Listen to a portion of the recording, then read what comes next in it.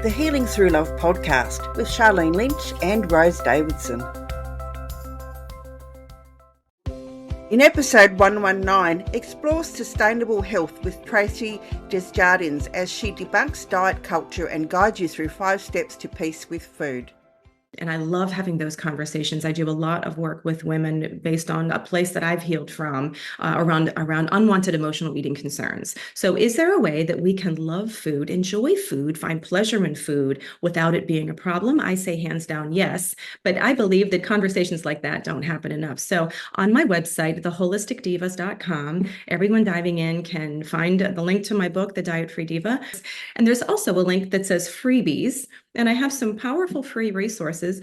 I developed something that helped me, and I'm so proud of this, and I worked so hard on this, my emotional eating rescue meditation. So anyone like me who has found themselves in the past using food to soothe, comfort, numb, escape, find love, all things, and really feel trapped in that, I created something where you can just download it to your device for free, put your headphones on, and I can help you walk through the steps that I coach my clients through.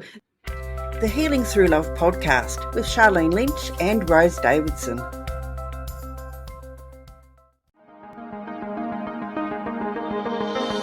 Welcome to another episode of Healing Through Love.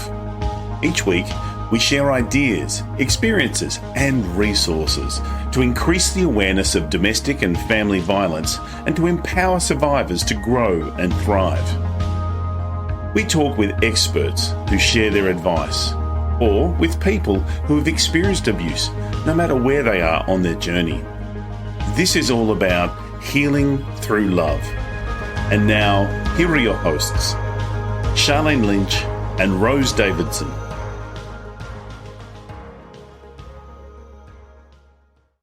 Hello and welcome to the Healing Through Love podcast, a space where stories of strength, resilience and transformation unfold. I'm your host, Sharlene Lynch, and I'm honoured to be your guide on this journey of empowerment and healing. Today we have a very special episode tailored just for you. Whether you're driving or sipping a cup of tea or hot chocolate, in my case today, or simply taking a moment for yourself, I want you to know that you're in a safe place.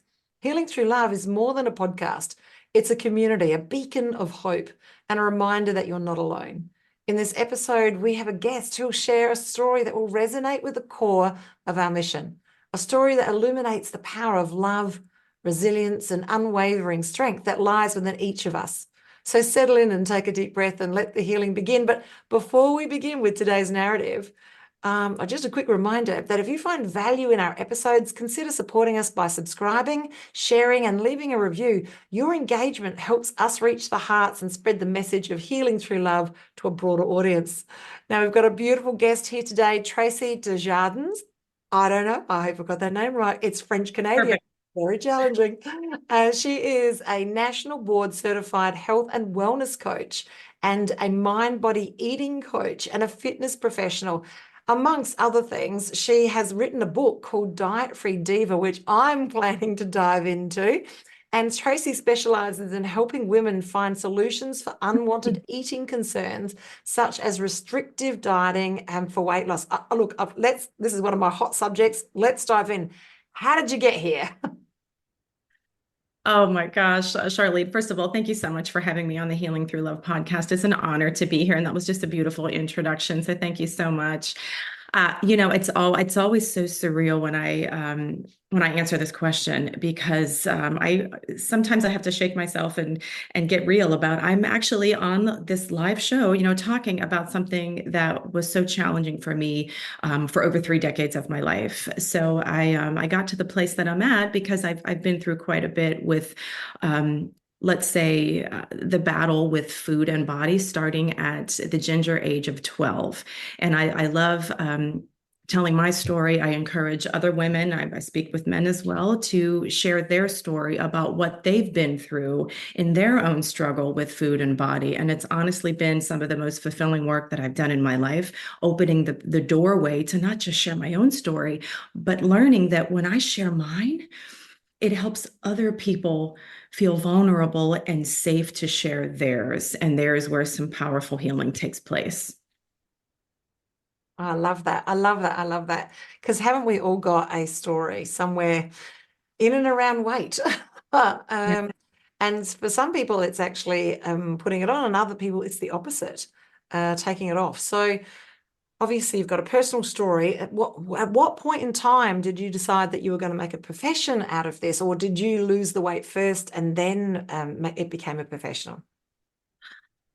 Yeah, I think the best way to answer that is to kind of start at the beginning, and I'll kind of streamline this to give the audience kind of a glimpse of my story, which will kind of take me into the answer to your question about where I made this my new line of work.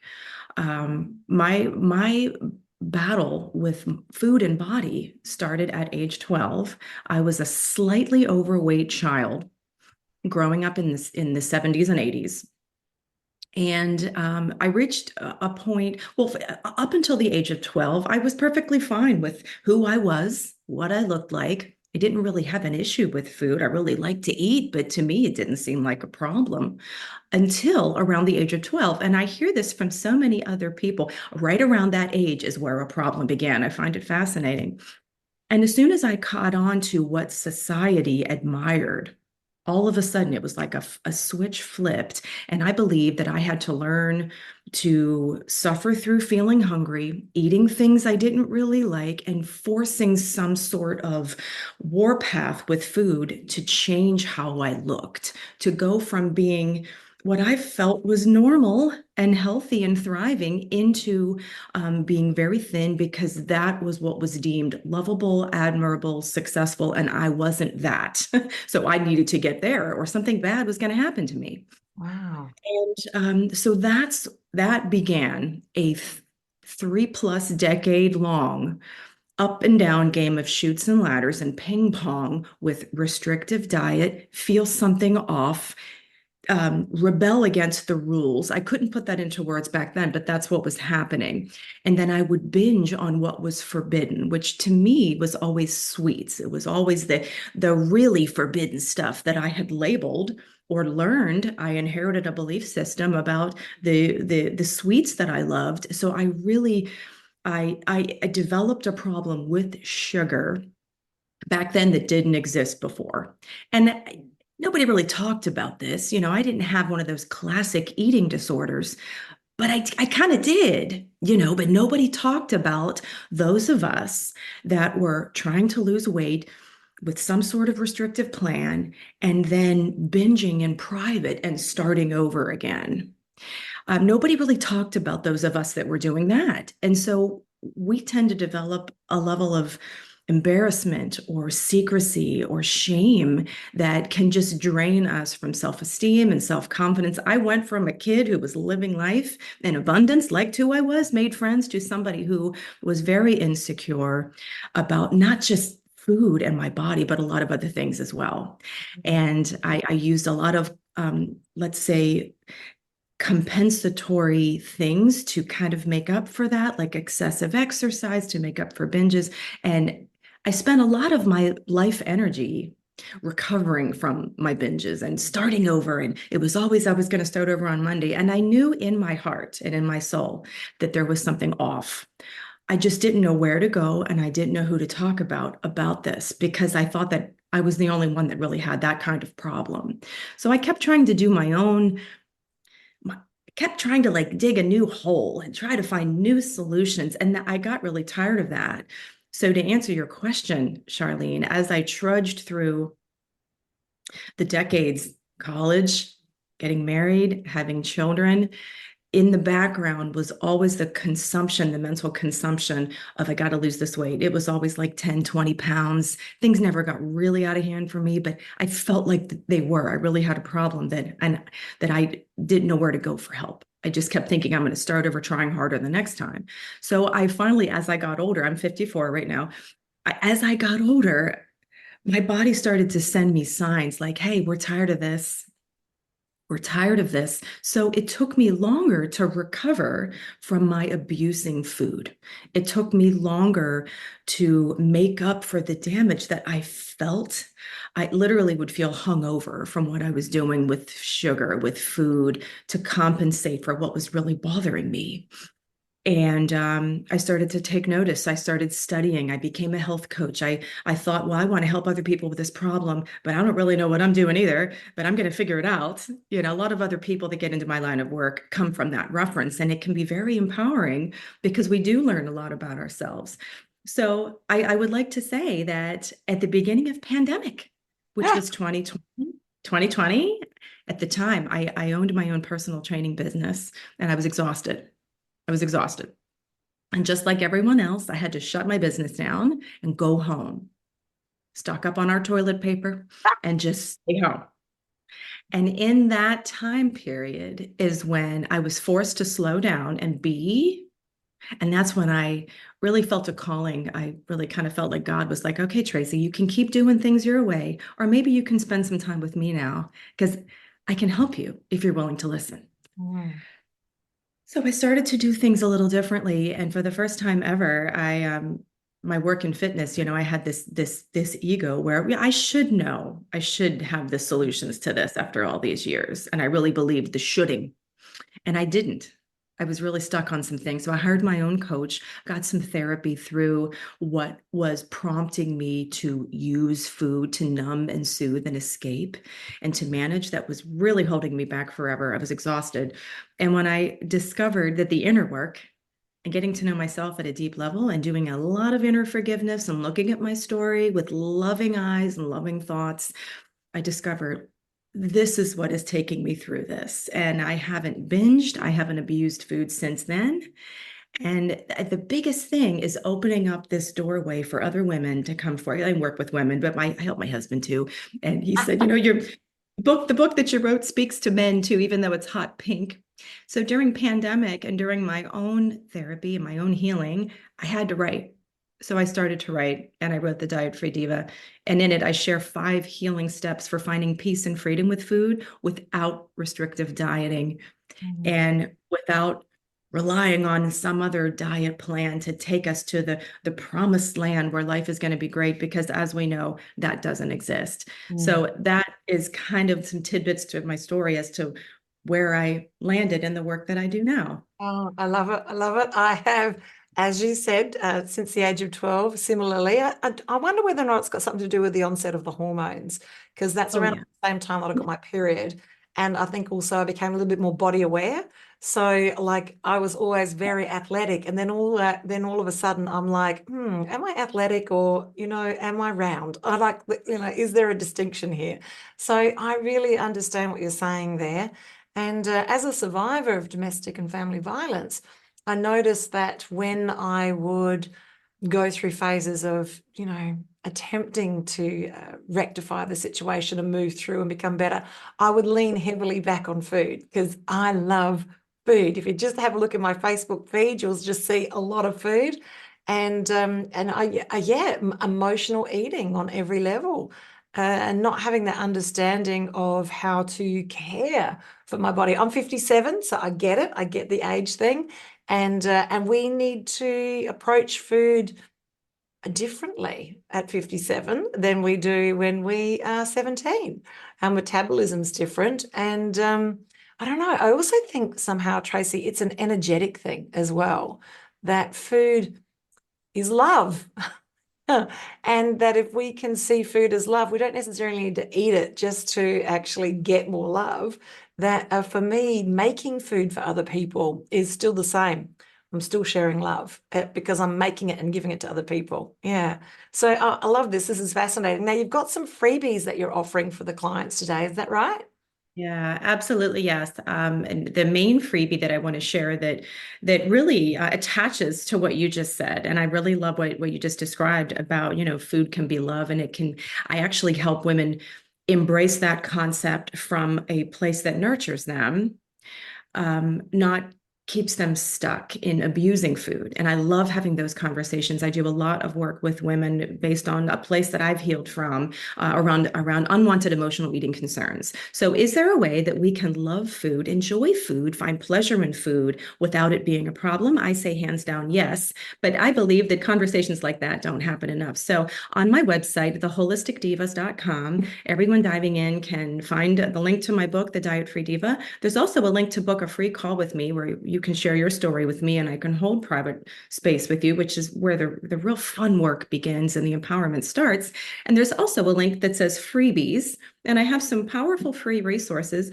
I developed something that helped me, and I'm so proud of this, and I worked so hard on this, my emotional eating rescue meditation. So anyone like me who has found themselves in the past using food to soothe, comfort, numb, escape, find love, all things, and really feel trapped in that, I created something where you can just download it to your device for free, put your headphones on, and I can help you walk through the steps that I coach my clients through. Not enough time for us to go through that today, but all of that can be found on my website, theholisticdivas.com.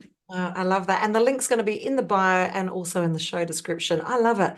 I must say, having a better relationship with food for me has also meant understanding how to grow it as well. So we do hydroponics, which means we get really fresh microgreens like every day. And I always find a way to get them into the food. I don't know, even if it's just sprinkled on top.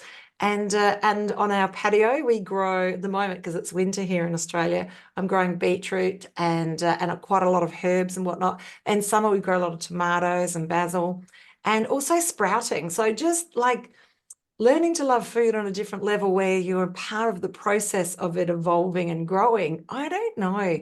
For me, it's made a huge difference in understanding food and just appreciating better quality but less food. Because in Australia, we like big servings, just saying. In the USA, we do too, just saying. Yeah, That's so fabulous. just switching to a smaller plate, it was quite dramatic for me. And yeah, it was really beneficial, interestingly enough, to actually switch to a smaller plate. And if I'm going to be a little bit on the naughty side, I've got a blue plate. And the blue plate, because the psychology behind blue is we're less likely to want to eat something blue, is that I won't eat as much. So just by switching my plate to a blue plate, I will be a better consumer on that occasion. And I'll do that if it's something I really love, because I love lasagna. You know what I love about that, Sharlene, is that is something that is unique to you that you discovered, that works for you, that makes you feel good, that helps you thrive. It's a solution for you, and that's unique to you. Things like that, I help my clients discover for them, because they also have their own unique things that resonate with them that can help heal a damaged relationship with food, right down to the color of the plate. Yeah. And this is where, like, departing from the diet industry, where they tell you what to do and you don't trust yourself, you trust them, and it's always short-lived and it always ends bad. These conversations about doing small things and noticing how you feel when you do them is what I call the path of excellence that someone can build for themselves, that provides something sustainable, right down to your blue plate and the hydroponics and growing your tomatoes. I do similar things. And that is what really just hits the spot and feels like, I can do this today. And a year from now, I envision myself doing the same thing, because it just feels right for me. Yeah, I love it. We also embarked on, since 2018, we've been doing intermittent fasting. And that's because for us, and it's not about, keto or any of those sorts of things, it's more about, I don't know, honoring the space for my body to do the thing that it needs to do. And I just noticed the older I get, the more time I need to give my body to do the things that it needs to do. And by not eating in the morning and just drinking lemon water and just herbal teas and all those sorts of things, I don't know. It's made a huge difference to time, number one, for me, but also just, I don't know, I get the best meditation and prayer in the morning. I get better in the morning than I do in the evening. And I think it's because my body's not busy doing other things. I'm just in that state of elimination. And also just time-wise, I've noticed that because we've got very busy lives, that without having to do the whole sit down, have breakfast thing, that it just has freed me up time-wise as well. And I understand that it's like an ancient technology they've been doing like for a very long time. So I'm going to go, it works for me, but it doesn't necessarily work for everybody. Exactly. And, I personally have not had a good experience with intermittent fasting coming from a place of binge eating disorder. However, I agree with you. It's 7:24 a.m. Eastern Standard Time, and it's the evening for you. So I just finished with my prayer and meditation, and I have my lemon water sitting right here next to me. And my body says, Tracy, we don't need the breakfast that we needed before. We're really not hungry until later in the morning. So I honor that. I don't call it intermittent fasting because that kind of gets in my head. But what you're saying works for you, and what works for me is something that I help women discover for them. Oh, it's 8 o'clock. I need to eat. Well, are you hungry? So let's be a little more intuitive. What are you noticing? What are you feeling? Let's honor your own innate hunger and appetite wisdom, because there's something there. So true. It's about that level of awareness too. And I think that for such a long time, I personally didn't have the level of awareness what was really happening for me. I was just doing it because it was the thing that had to be done. And I think that we need more of that. If we're going to take the time to do prayer and meditation and all of these good things to do to keep us in a space of Zen, we need to also consider that food's part of that process as well.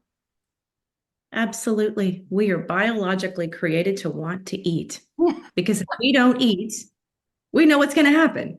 So trying to find peace and sustainability and trusted terms is really fitting. And it's also an unpopular road because there's you mentioned, there's the keto, there's this plan, there's that plan, there's the TV commercials and all of that. It's very, very confusing. And I just encourage everyone to take a little tidbit of what you and I are sharing, like learning to trust our own inner wisdom takes time, it takes patience, and it's also the unsexy approach that is sustainable, that does bring peace and freedom, and it hits the spot, but it takes time. Oh, it's so true. And I like even just good quality water. I noticed that. So we live in Adelaide, and when Adelaide's not really known for its best quality water. But when I started drinking filtered water, like the difference at the taste, it tastes different. So I want to drink more of it. And then I think you drink more and then you become more healthy. So I think quality water makes a difference. I don't know the science behind it, but I know that I drink more when it's good quality water. And then your body really does like drinking, obviously, more water. I do want to ask, in your opinion, what is the right amount of water for a person to drink? Because there's so much debate over that.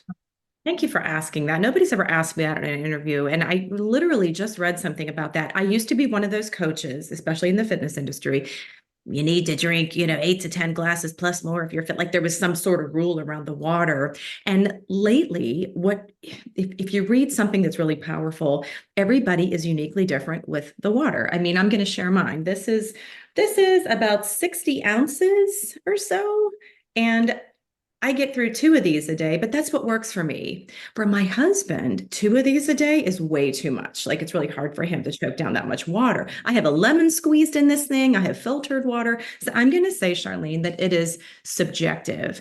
And a lot of people say they don't like water. And I say, let's experiment with it, because I want you to notice how you feel when you drink water. But I squeeze either an orange or a lemon or a lime, sometimes a lime in my water. I fill this thing with ice because I like that little extra something. Plus it helps to cleanse our insides. But with all of the sugary drinks out there and I was a Diet Coke queen forever.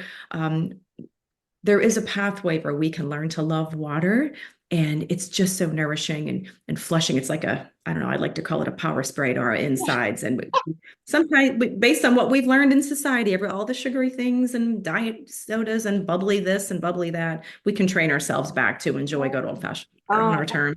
Absolutely. I don't drink alcohol anymore. So or coffee. So it's been a big shift for me. But if I'm going to have a naughty drink, it's going to be mineral water or soda water mixed with like lime and made into like a virgin mojito, and mint. So that's yummy, yummy, yummy. And we grow our own mint. So for me, that's a naughty drink, but that's really healthy and it's delicious. And, you're right. There's just too much sugar in a lot of the food and drink that we have. And I'm not exactly sure about what it is with carbonated drinks, but I don't think they're good for our bodies. I think they do damage to our bones. So I notice when I'm not doing everything else, I'm a belly dancer. So we're called the Stars of the Nile, but behind doors we call ourselves the Stars of Denial, because I'm 57 and I'm the youngest, right? So we go up to 77 years. And we dance in aged care facilities. That way we're younger.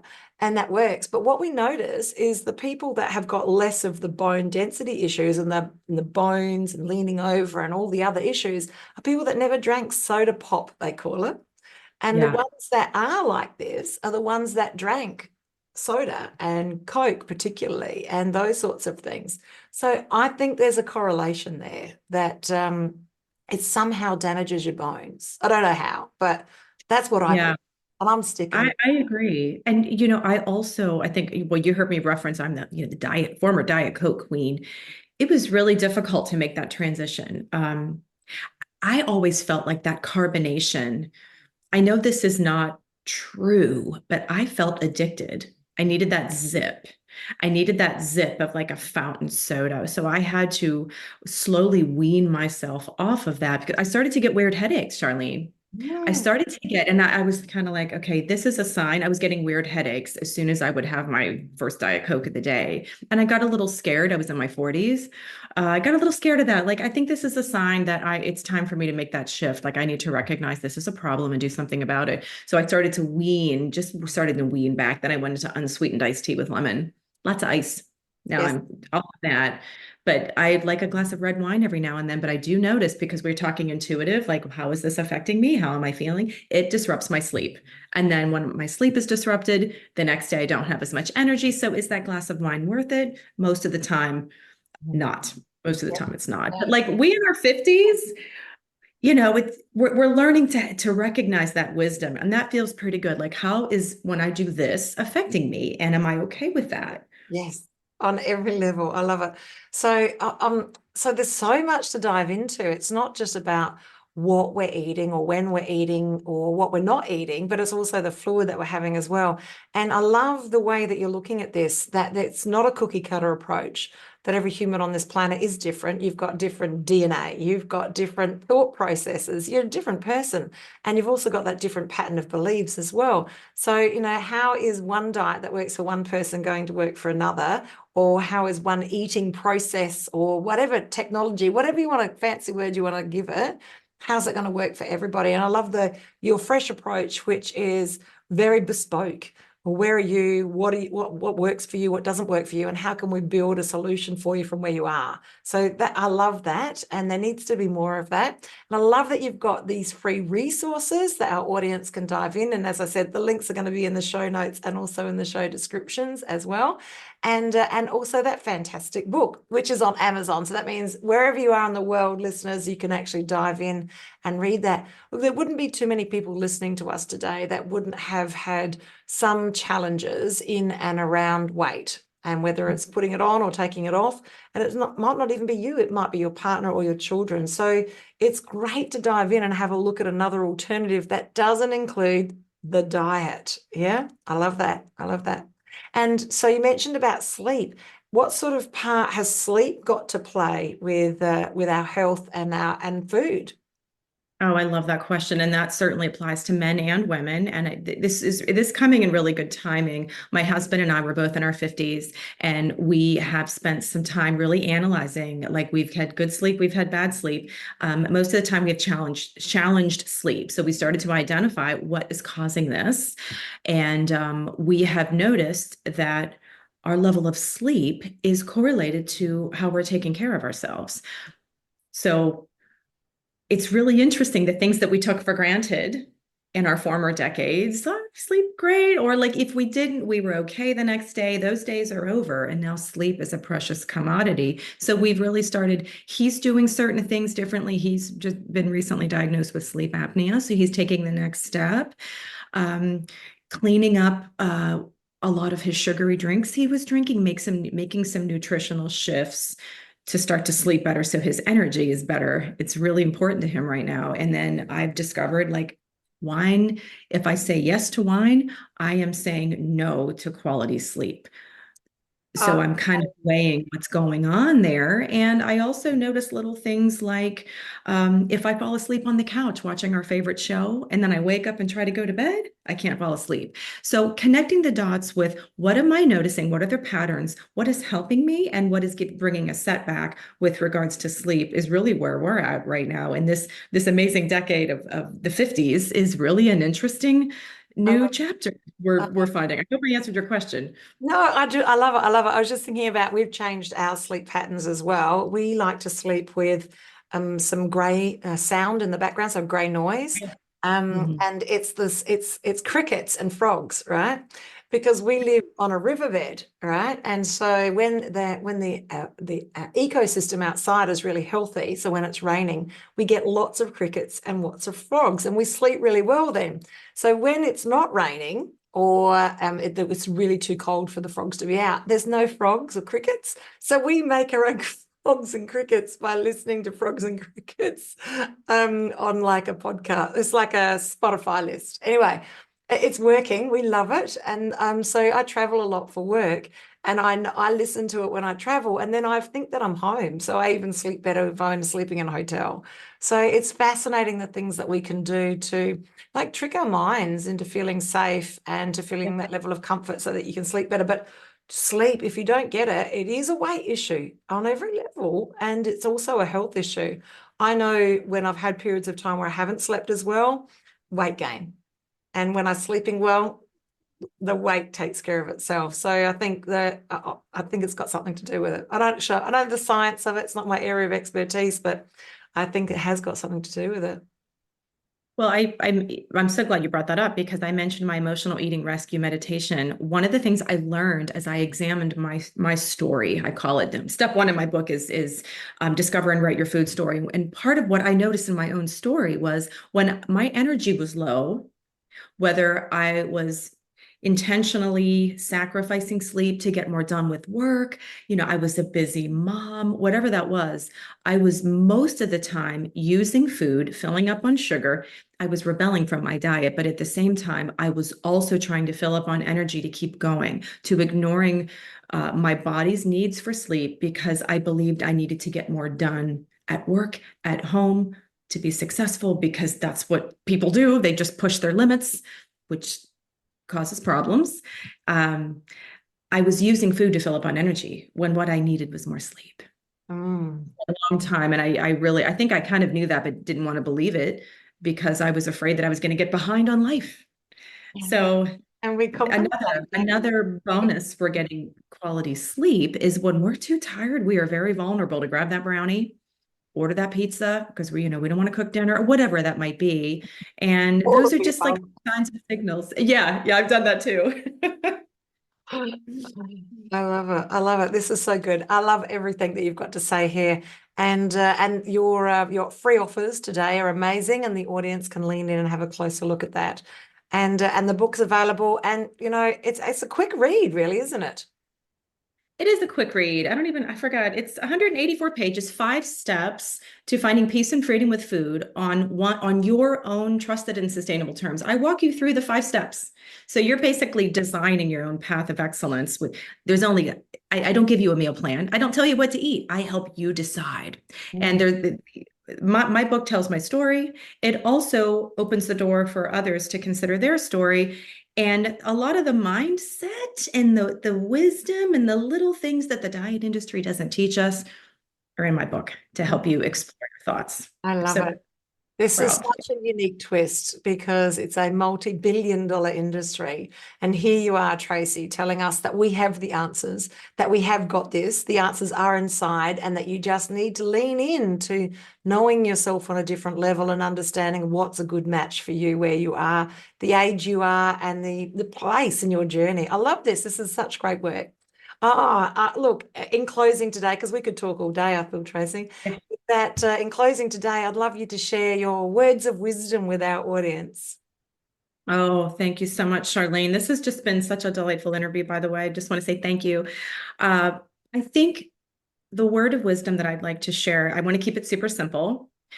Everyone has a story. You have a story, and every attempt at weight loss or attempt to figure the food out or whatever, we learned something. There are clues and details about the takeaways.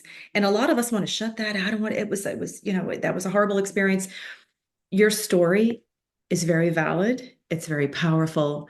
And by just sharing your story with someone like me who has her own story, can be step one for you to discover what's just waiting to help you. So everyone listening in, you have a very powerful story. And sometimes finding someone that you can trust in safe space to share can take you down that road of empowerment. Oh, I love it. That's fantastic. Thank you so much, Tracy, for sharing that with us today. That's a goodbye from me and a goodbye from Tracy. Bye for now. Thank you for joining us for this episode of Healing Through Love. You can get further resources, see the show notes, or simply reach out to us via our website at htlaustralia.org. Thanks so much for joining us, and we look forward to your company next time on the Healing Through Love podcast.